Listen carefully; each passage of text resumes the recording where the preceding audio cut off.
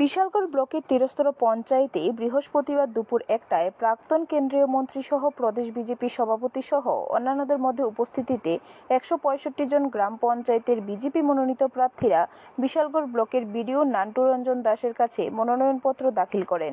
গ্রাম পঞ্চায়েত নির্বাচনে 165 জন প্রার্থীদের মনোনয়ন জমা দেওয়াকালীন সময়ে উপস্থিত ছিলেন প্রাক্তন কেন্দ্রীয় মন্ত্রী প্রতিমা ভৌমিক, প্রদেশ বিজেপি সভাপতি রাজীব ভট্টাচার্য, বিধায়ক সুশান্ত দেব, অন্তরা সরকার দেব সহ অন্যান্য বিজেপি নেতৃত্ব ও কর্মী সমর্থকরা। 8ই আগস্ট ত্রিপুরা রাজ্যের তিরস্তর পঞ্চায়েত নির্বাচন, 12ই আগস্ট ভোট গণনা। বৃহস্পতিবার ছিল মনোনয়ন দাখিল করা শেষ দিন। আর এই শেষ দিনে কমলাসাগর, বিশালগড়, গোলাঘাটি এই 3টি বিজেপি মণ্ডলের অন্তর্গত গ্রাম পঞ্চায়েত ও পঞ্চায়েত সমিতির প্রার্থীরা এদিনের মনোনয়নপত্র দাখিল করেন।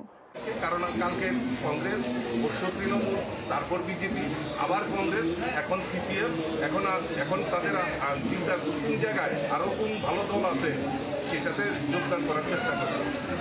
বেশি দিন নয়, বিজেপিতেও আবার আসতে পারে। তো এইরকম পরিস্থিতিতে তাদের কাছে তারা সেইরকম মিথ্যা অভিযোগ করে মানুষকে বিভ্রান্ত করার চেষ্টা করছে।